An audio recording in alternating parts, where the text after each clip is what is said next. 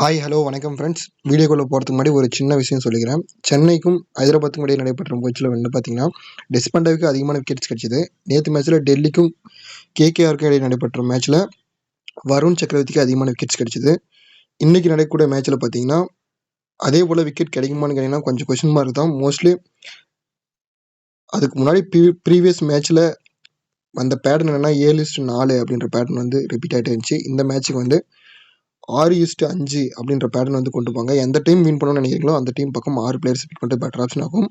அதே போல் அடுத்து நடக்கக்கூடிய இந்த சென்னை பஞ்சாப் மேட்சுக்கும் அதே போல் ஹைதராபாத் ராயல்ஸ் மேட்ச் பார்த்தீங்கன்னா பஞ்சாப் பக்கம் இருக்கக்கூடிய ரபடா வந்து 300வது T20 விளையாடுறாரு. அதே போல் ராஜஸ்தான் ராயல்ஸ் ஹைதராபாத் மேட்ச்சில் சகல் வந்து 300வது T20 விளையாடுறாரு. ஸோ இந்த வீக்கை பொறுத்த வரைக்கும் மோஸ்ட்லி பவுலர்ஸை பேஸ் பண்ணி மேட்சஸ் வந்து வரப்போகுது. அதனால் பவுலர்ஸில் ஒரு கேப்டன் வைஸ் கேப்டன் ட்ரை பண்ணுறது ஒரு பெட்டர் ஆப்ஷனாக இருக்கும். ஸோ வாங்க இன்னைக்கு மேட்சுக்கான ப்ரெடிக்ஷன் யார், பர்சன்டேஜ் அதிகமாக பிளேயர்ஸ் யாரெல்லாம் ஃப்ளாப் ஆவாங்க அப்படின்னு சொல்லிட்டு பார்க்கலாம். ஐபிஎல்ல 48வது மேட்ச் லக்னோ சூப்பர் ஜெயின்ஸுக்கும் மும்பை இந்தியன்ஸுக்கும் இடையே நடைபெறும் போட்டி இரவு 7:30க்கு யக்னா கிரிக்கெட் கிரவுண்டில் நடைபெறுதுங்க. பேட்டிங் பிச்சு ஆவரேஜ் ஸ்கோர் வந்து 176 பதிவாயிருக்கு. இந்த பர்டிகுலர் மேட்சை பொறுத்த வரைக்கும் சிம்பிளாக சொல்லணும்னா ரெண்டு டீமுமே வந்து லாஸ்ட்டாக நல்லா பயங்கர அடி வாங்கியிருக்காங்க. அதனால் நல்ல ஒரு கம்பேக் கொடுப்பாங்க. பேட்டலும் நல்லாயிருக்கும். மோஸ்ட்லி இந்த ரெண்டு டீமில் மும்பையோட டாப் ஆர்டர்ஸ் வந்து நின்று விளையாடுறதுக்கான வாய்ப்புகள் இருக்குது. அதே போல் பர்சன்டேஜஸ் அதிகமாக இருக்கக்கூடிய பிளேயர்ஸை ஒன்ஸ் செக் பண்ணி பார்க்கலாம். அதே போல் எஸ்டர்டே மேட்ச்சில் டெல்லி கேகேஆர் மேட்ச்சில் வந்து கேகேஆர் தான் வின் பண்ணுவாங்க அப்படின்னு சொல்லிட்டு நான் ப்ரிடிக்ஷனை கொடுத்துட்டேன். அதே போல் கேகேஆர் வந்து மேட்ச்சை வின் பண்ணிட்டாங்க. நம்ம கொடுத்த இதில் வந்து ஒரே ஒரு மிஸ்டேக் என்னன்னா ரசில் வந்து நான் கேப்டனாக வந்து ட்ரை பண்ணிட்டு இருந்தேன். அது என்ன ரீசன் நான் பலமுறை உங்களுக்கு சொல்லியிருக்கேன். வருஷம் MVP வாங்கின பிளேயர் வந்து இந்த வருஷம் மிஸ் ஆயிடுச்சு. ஏன்னா வாய்ப்புகள் வந்து கிடைக்கல.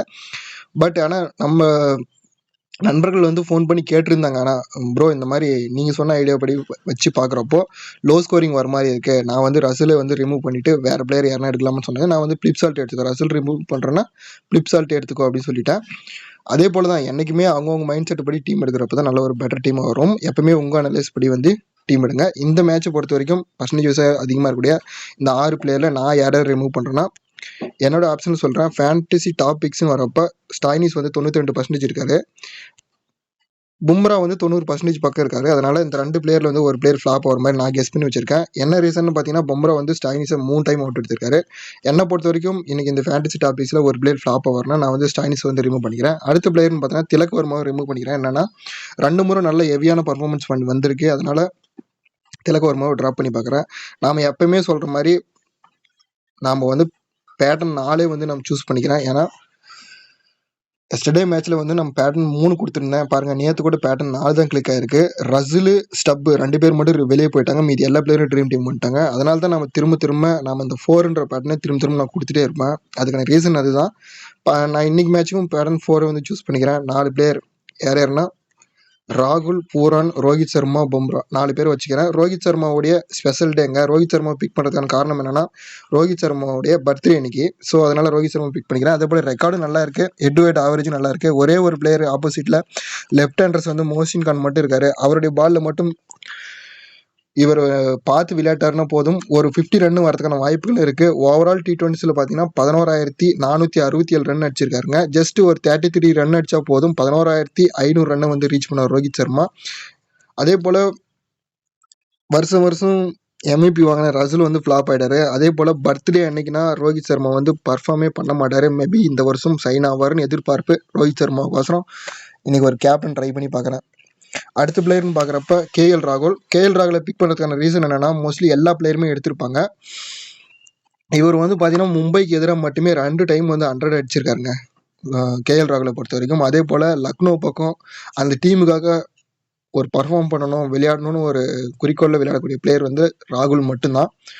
ஆவரேஜ் நல்லா இருக்கு. ஒரே ஒரு வீக்னஸ் என்னன்னா ராகுல், தீபக் கூட 2 பேருமே பார்த்தீங்கன்னா லாஸ்ட் மேட்ச் 50+ வந்து ரன் அடிச்சிருந்தாங்க. மேபி இந்த 2 பிளேயர்ல யாராச்சும் ஒரு பிளேயர் வந்து கொஞ்சம் கம்மியான பாயிண்ட் எடுப்பாங்க. அதனால ராகுல் இல்லை தீபக் கூட யாராச்சும் ஒரு பிளேயரை ரிமூவ் பண்ணி பாருங்க.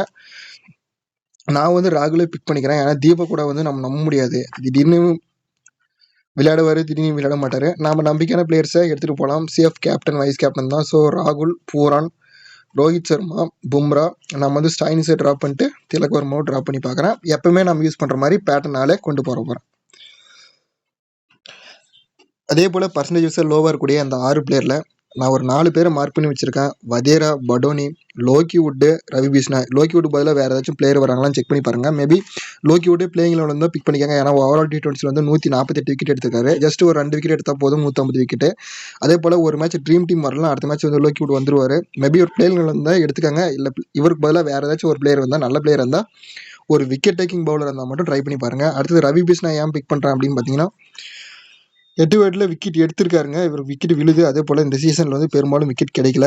இந்த வென்யூவில் அதிகமான விக்கெட் வந்து இவருக்கு விழுந்திருக்கு. அந்த ஒரு ரீசனுக்காக நம்ம வந்து ரவி பிஷ்னா எடுத்துக்கலாம். மேட் என்ட்ரி வந்து எடுக்கான ரீசன் என்னன்னா, மும்பையோட டாப் ஆர்டர் நம்ம பிக் பண்ணுறோம், அதனால் மேட் என்ட்ரி டாப் பண்ணியிருக்கேன்.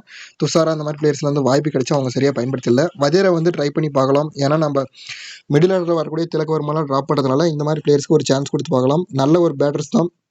ஜஸ்ட் ஒரு 31 ரன் அடித்தா போதும் 500 ரன்னை வந்து ரீச் பண்ணுவார் ஓவரால் T20. இந்த மாதிரி பிளேயர்ஸில் வந்து வாய்ப்பு கொடுத்து பார்க்கலாம். அதே போல் நம்ம மிடில் ஆர்டரில் வரக்கூடிய இந்த ஸ்டாயினிஸ் இந்த மாதிரி பிளேயரை ரிமூவ் பண்ணுறப்ப படோனி போன்ற பிளேயருக்கு வந்து வாய்ப்பு கிடைச்சா ட்ரீம் டீம் வரலாம். இந்த மாதிரி பிளேயர்ஸ் கூட ட்ரை பண்ணி பாருங்கள். அடுத்து பர்சன்டேஜஸ் அதிகமாக இருக்கக்கூடிய இந்த 11 பிளேயர்ஸில் என்னோட ஒப்பீனியனில் நான் யார் யாரை ரிமூவ் பண்ணுறேன்றதை சொல்லிடுறேன். ஃபஸ்ட்டு வந்து பார்த்தீங்கன்னா, பும்ரா வந்து பிக் பண்ணிக்கிறேன். ஏன்னா ஒரு விக்கெட் கிடைக்கும்னு ஒரு எதிர்பார்ப்பு. ஏன்னா 2 மேட்சாக விக்கெட்டு ட்ரீம் டீம் வரல, விக்கெட் கிடைக்கும்னு ஒரு எதிர்பார்ப்பு. அதே போல் யாஸ் தாகூர் வந்துங்க, இவரை பற்றி சொல்லி ஆகணும். 4 மேட்ச்சில் 11 விக்கெட் எடுத்திருக்காரு. ஹெட்லையும் பார்த்தீங்கன்னா 3 விக்கெட் கிடைச்சிருக்குதுங்க. கொஞ்சம் டேஞ்சரஸான பிளேயர் ஆட்டுங்குது. வேணும்னா இசான் கிசானை வந்து ரிமூவ் பண்ணிவிட்டு அந்த இடத்துல யாஸ் தாகூரை வந்து பிக் பண்ணிக்கோங்க. ஏன்னா பவர் பிளேயில் வந்து யாஸ் தாகூர் தான் போடுவார். அந்த ரீசனுக்காக நான் சொல்கிறேன். அடுத்த பிளேயர்னு பார்க்குறப்போ நம்ம படோனி கூட ட்ரை பண்ண தேவையில்ல, நிக்லஸ் புரான் வந்து எடுத்துக்கலாங்க. இவர் எப்படி சொல்கிறதுனா, லாஸ்ட் மேட்ச் லக்னோவில் நான் சொல்லியிருந்தேன், நிக்லஸ் புரானும் ட்ராப் பண்ணிடுங்க, டிகாக்கும் ட்ராப் பண்ணிடுங்க. ஸ்டாயினிஸ் மட்டும் மிடில் ஆர்டர் அடிக்க மாதிரி சொன்னேன். ஆனால் இவரும் வந்து ஃப்ளாப் ஆகிட்டார். அதனால் இந்த மேட்சும் அதே போல் ஃப்ளாப் ஆயிடுவான்னு கேட்டிங்கன்னா வாய்ப்பு இல்லை. கண்டிப்பாக இந்த 2 பிளேயரில் நம்ம ஒரு பிளேயர் வைக்கிற மாதிரி இருக்கும். ஸோ அதனால் இந்த பிளேயருக்கு வந்து சான்ஸ் கொடுத்து பாருங்கள். நான் வந்து யார் யார் ரிமூவ் பண்ணுறேன்னா, மோஸ்ட்லி ஸ்டாயினிஸு, திலக் வர்மா, இசான் கிசானை கூட ட்ராப் பண்ணி பார்க்குறேன். ஏன்னா ஆப்போசிட்டில் மோஸ்ட்லி இப்போ நல்லா டைட்டாக தான் பவுல் பண்ணுவாங்க. அதனால் இசான் கிசான் கூட ட்ராப் பண்ணி பார்க்குறேன். இந்த 2 பிளேயரில் ஒரு பிளேயருக்கு வாய்ப்பு கொடுத்து பார்க்குறேன். மற்றபடி பவுலர்ஸை பொறுத்த வரைக்கும் எல்லாருமே ஒரு சான்ஸ் கொடுத்து பார்க்கலாம். ஏன்னா நல்லா தான் இருக்குது, ஆவரேஜ் பொறுத்த வரைக்கும் நல்லா தான் இருக்குது. பம்மராவும் நல்லா பவுல் பண்ணுவார், எக்கனாமிக்கலாக தான் பவுல் பண்ணுவார். ஸோ அதனால் நம்ம பிக் பண்ணிக்கலாம். நிக்லஸ் புரான், தீபகோடாவை பற்றி சொல்லணும்னா, குயின் டிகாக்கை பற்றி சொல்லணும்னா, ஜஸ்ட் ஒரு 8 4 அடித்தா போதும் 1000 4 வந்து ரீச் பண்ணுவார் குயின்டன் டிகாக். ஏன்னா ட்ரை பண்ணி பாருங்கள். 8 4 அடிக்கலனா கூட ஒரு 4 4, ஏன்னா 4 தான் அவர் அதிகமாக அடிக்கிறாரு. ஒரு 4 4 இல்லை கொஞ்சம் ரன் அடித்து ட்ரீம் டீம் வரலாம். ஏன்னா ட்ரை பண்ணி பாருங்கள். நிக்லஸ் புரானை பொறுத்த வரைக்கும் ஜஸ்ட்டு ஒரு 5 ரன் அடித்தா போதும் 6500 ரன்னை வந்து 6800 ரன்னை வந்து ரீச் பண்ணுவார். வேணும்னா நிக்லஸ் புரானை ட்ரை பண்ணி பாருங்கள். அதான் யாராச்சும் ஒரு பிளேயர் கட்டாயம் ட்ரீம் டீம் வர மாதிரி இருக்குது என்னுடைய கெஸ்ஸிங்கில். ஏன்னா லாஸ்ட் மேட்சை பொறுத்த வரைக்கும் எல்லாரும் வெளியே போயிட்டாங்க. இந்த மேட்சும் வரலாம். 6க்கு 5 பேட்டர்னை வந்து யூஸ் பண்ணி பாருங்கள். இந்த மேட்சை பொறுத்த வரைக்கும் ஒரு பெட்டர் டீமாக கிரியேட் பண்ணுறதுக்கான வாய்ப்புகள் அமையும். என்னோட டீமில் வந்து இன்றைக்கி ரோஹித் சர்மா தான் கேப்டன் கொடுத்து பார்க்குறேன். நம்பிக்கை இருக்குது அடிக்குவாருன்னு சொல்லிட்டு. இல்லை ப்ரோ பிடிக்கல அப்படின்னு சொல்லினா தாராளமாக வந்து ரிமூவ் பண்ணிக்கோங்க. ஏன்னா ரோஹித் சர்மா பர்த்டே அன்றைக்கெலாம் பெரும்பாலும் பர்ஃபார்ம் பண்ணல. 0-0 ரன்னில் அவுட் ஆகிட்டு போயிட்டார். அதெல்லாம் வந்து லாஸ்ட் சீசன் பஸ்ட். இந்த சீசனில் பொறுத்த வரைக்கும் ரோஹித் சர்மா நல்ல ஃபார்மில் தான் இருக்காரு. நான் ட்ரை பண்ணி பார்க்குறேன். பிடிச்சவங்க வந்து ட்ரை பண்ணி பாருங்கள். ரோஹித் சர்மா நல்ல ஹிட்டர் தான், ஹிட்மேன். பார்ப்போம் எப்படி விளையாடுறாருன்னு சொல்லிட்டு. அடுத்து ஆல்ரவுண்டர்லேயே இன்னொரு பிளேயர் இருக்காருங்க, குர்னால் பாண்டியான்னு சொல்லிட்டு. குர்னால் பாண்டியா பொறுத்த வரைக்கும் ஒரே மேட்ச்சில் மும்பைக்கு எதிராக 3 விக்கெட் எடுத்திருக்காரு. வேணா அந்த ஆல்ரவுண்டருக்கும் ஒரு சான்ஸ் கொடுத்து பாருங்க. அதே போல் ட்ரீம் லோன் வந்து உண்மையாக பொய்யா அப்படின்னு சொல்லிட்டு இந்த நியூஸ் எல்லாம் வந்து பயங்கரமாக போயிட்டுருக்கு. என்னை பொறுத்த வரைக்கும் அவங்க ஏதோ பித்தலாட்ட வேலை பண்ணியிருப்பாங்களோன்னு தோணுது. என்ன ரீசன் பார்த்தீங்கன்னா, இப்போ இந்த ஜியோ சினிமா இந்த மாதிரி ஆப்பெல்லாம் பார்த்தீங்கன்னா, முன்னெல்லாம் மேட்ச் நடக்குதோ இல்லையோ 100 டைம் ட்ரீம் லோனை பற்றி ஆடு போடுவானுங்க. இப்போ கம்ப்ளீட்டாக வந்து ட்ராப் பண்ணிட்டாங்க. அதே போல் இவனுங்க சுத்தமாக அந்த டிஸ்கவுண்ட்டு, இந்த ஆஃபர் அதெல்லாம் எதுவுமே கொடுக்காம இருந்தானுங்க. இந்த நியூஸ் வெளியே வந்துட்டுக்கு அப்புறம் தான் வந்து இந்த ஆஃபரு, டிஸ்கவுண்ட் எல்லாம் நிறையா வருது ட்ரீம் லெவலில். இவனுங்க ஏதோ பித்தலாட்ட வேலை பண்ணியிருப்பாங்க இருக்குது. ஒரு வேளை இந்த ஆப் பிடிக்கலாம், வேறு ஏதாச்சும் ஆப் ட்ரை பண்ணுங்க. ஃபேண்டசி விளையாடுறது நல்லது, ஃபேண்டசி விளையாடாமல் இருக்கிறது ரொம்ப ரொம்ப நல்லது என்னோட ஒப்பீனியன் சொல்லணும்னா. அதே போல் பணம் வந்து நம்மளது, பார்த்து இன்வெஸ்ட்மெண்ட் பண்ணுங்கள், பார்த்து விளையாடுங்க.